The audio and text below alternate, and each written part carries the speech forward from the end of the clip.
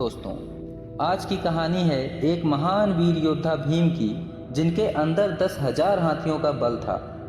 कैसे उन्होंने एक गरीब ब्राह्मण परिवार को राक्षस से बचाया। एक बार महाभारत का महान वीर भीम, उनकी माँ और उनके भाई वन में स्थित गांव में एक ब्राह्मण के घर ठहरे। एक दिन कुंती ने बहुत रोने कलपने की आवाज़ सुनी। इसका कारण जानने के लिए वह दौड़ कर गई तो उसने ब्राह्मण, उसकी पत्नी और बच्चों को ऐसे रोते सिसकते पाया मानो उनके कलेजे फट जाएंगे। आप क्यों रो रहे हैं? कुंती ने पूछा। प्रिय बहन, ब्राह्मण ने कहा, इस घर के समीप एक अत्यंत शक्तिशाली और दुष्ट राक्षस रहता है। उसके जीते जी कोई हमारे राज्य पर आक्रमण करने का साहस नहीं करता। इस संरक्षण के बदले वह एक भयंकर मूल्य मांगता है। प्रतिदिन उसके भोजन के लिए हमें एक गाड़ी भर भात, 2 भैंसें, एक आदमी भेजना पड़ता है। अब हमारी बारी है। यदि मैं चला जाऊं तो मेरे परिवार की देखभाल कौन करेगा? हमारे केवल एक पुत्र और एक पुत्री है, इसलिए मैं उनमें से किसी एक को भी नहीं भेज सकता। कुंती को उसकी दशा पर गहरा दुख हुआ। डरो मत, वह बोली, मैं अपने पुत्रों में से एक को भेज दूंगी। ब्राह्मण को यह स्वीकार नहीं था। मैं आपके बेटे को मृत्यु के मुख में नहीं जाने दे सकता, उसने कहा। वह मेरी अपनी मृत्यु से भी अधिक दुखदायी होगा। कुंती ने उसे बताया कि उसका बेटा बहुत शक्तिशाली है और महान योद्धा है। कुंती ने भीम को चुना क्योंकि वह उनके पुत्रों में सर्वाधिक शक्तिशाली था। तड़के ही भोजन साथ लेकर भीम निश्चित स्थान के लिए रवाना हो गए। जगह पर पहुंचकर भीम बैठ गए और कानों को बहरा कर देने वाली और धरती हिला देने वाली एक भीषण गर्जना करके उसने राक्षस को आकर अपना भोजन ग्रहण करने के लिए पुकारा।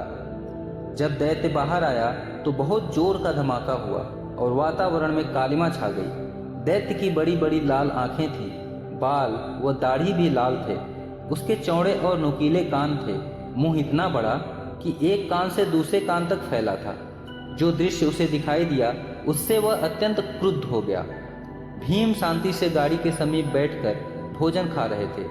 भीषण गर्जना करके वह भीम की ओर दौड़ा और उसकी पीठ पर जोर से प्रहार किया। भीम को तो मानो कुछ हुआ ही नहीं। वे मुस्कुराए और खाना खाते रहे। राक्षस के क्रोध की सीमा न रही। उसने एक विशाल वृक्ष उखाड़ा और भीम की हत्या करने के इरादे से उनकी ओर दौड़ा। भीम ने वृक्ष को इतने वेग से फेंका कि उसकी चोट से राक्षस मूर्छित हो गया। फिर भयंकर युद्ध शुरू हो गया। भीम और राक्षस ने वृक्ष उखाड़े और उनसे लड़ते रहे। उन्होंने बड़ी बड़ी चट्टानें एक दूसरे पर फेंकी। अंत में भीम ने अपनी बलवान भुजाओं से राक्षस को उठाकर इतनी जोर से पटका कि उसकी मृत्यु हो गई। तीव्र कोलाहल को सुन अन्य सभी दैत्य बाहर आ गए और भयभीत खड़े हो गए। उसके बाद राक्षसों ने किसी मनुष्य को नहीं सताया और लोग शांतिपूर्वक रहने लगे। दूसरी कहानी है दयालु चरवाहा। गोपाल एक नन्हा सा बालक था जो अपनी माँ के साथ एक बड़े जंगल के छोर पर रहता था। उसके बचपन में ही उसके पिता का देहांत हो गया। उसकी माँ खेतों में काम करती थी। वह गोपाल को बहुत प्यार करती थी और उसकी अच्छी देखभाल करती थी। जब गोपाल 5 वर्ष का हुआ, उसकी माँ ने उसे पाठशाला भेजा। पाठशाला जाने के लिए उसे जंगल में से होकर जाना पड़ता था। प्रायः शाम को घर लौटते समय उसे जंगल में अद्भुत आवाज़ें सुनाई देती थी। तब वह पूरा रास्ता भागकर घर आता और अपनी माँ की बाहों में सुरक्षा में छिप जाता। पहले तो उसने अपनी माँ को बताया ही नहीं कि उसे डर लगता था, परंतु उसका भय बढ़ता गया। फिर एक दिन वह बोला, माँ, मैं पाठशाला नहीं जाना चाहता। कल से मैं खेतों में तुम्हारी मदद करूँगा। माँ ने उसे अपनी बाहों में भरकर पूछा, तुमने तो मुझसे कहा था कि तुम्हें पाठशाला अच्छी लगती है। वह बात नहीं है, गोपाल बोला, मुझे जंगल के रास्ते में डर लगता है। उस रात गोपाल की माँ ने अपने बेटे की रक्षा के लिए कृष्ण भगवान से प्रार्थना की। उन्होंने एक चरवाहा बनकर धरती पर जन्म लिया था और उसने भी प्रभु के नाम पर अपने बेटे का गोपाल नाम रखा था।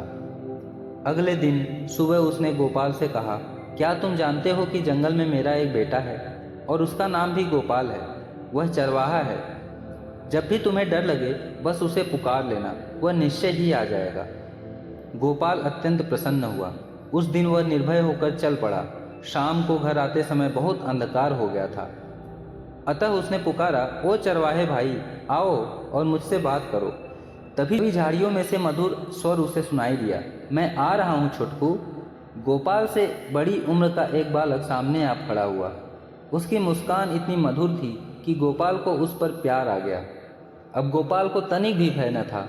उसका चरवाहा भाई खेलने के लिए अनोखे खेल बनाता और पाठशाला जाते और लौटते पूरे रास्ते उसे कहानियाँ सुनाता। एक दिन अध्यापक ने बच्चों को बताया कि वे उत्सव मनाने की योजना बना रहे हैं। उन्होंने हर बालक से कुछ न कुछ खाने की चीज़ लाने को कहा। बच्चों में बड़ा उत्साह था। उन्होंने बताया कि उनकी माँ उन्हें क्या क्या देगी। गोपाल ने अपनी माँ को उत्सव के बारे में बताया। सब बच्चे कुछ न कुछ ला रहे हैं, मैं क्या ले जाऊं? उसने उत्सुकता से पूछा। माँ दुखी हो गई। वे इतने निर्धन थे कि अपने लिए ही पर्याप्त भोजन जुटाना कठिन था।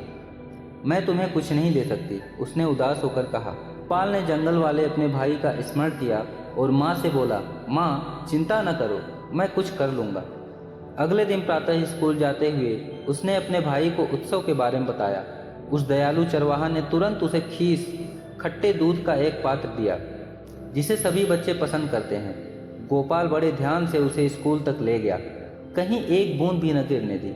अध्यापक ने गोपाल को उसके उपहार के लिए धन्यवाद दिया और सब बच्चों को पात्र में थोड़ा थोड़ा दूध दे दिया। वह बड़ा स्वादिष्ट था और बच्चे और मांगने लगे। अब तक तो वह खत्म हो गया होगा, अध्यापक ने सोचा, पर जब उन्होंने पात्र उठाया तो वह भरा हुआ था। बार बार उन्होंने दूध परोसा और यह देखकर चकित हो गए कि पात्र हमेशा भरा ही रहता है। तुम यह खीस कहाँ से लाए हो? उन्होंने अचरज से पूछा। जंगल में रहने वाले मेरे भाई ने दिया था, गोपाल ने कहा। क्या तुम मुझे उसके पास ले चलोगे? अध्यापक ने पूछा। वे दोनों जंगल में गए। गोपाल ने पुकारा, भाई, प्रिय चरवाहे भाई, आओ और मेरे अध्यापक से मिलो। ये स्वादिष्ट खीस के लिए तुम्हें धन्यवाद देना चाहते हैं। तब उन्हें एक आवाज़ सुनाई दी, तुम्हारे अध्यापक मुझे नहीं देख सकते नन्हे बालक। तुम अपनी माँ के कारण मुझे देख पाए, जो मुझसे सच्चा प्रेम करती है। गोपाल का भाई अन्य कोई नहीं बल्कि स्वयं परम स्नेही भगवान श्री कृष्ण थे।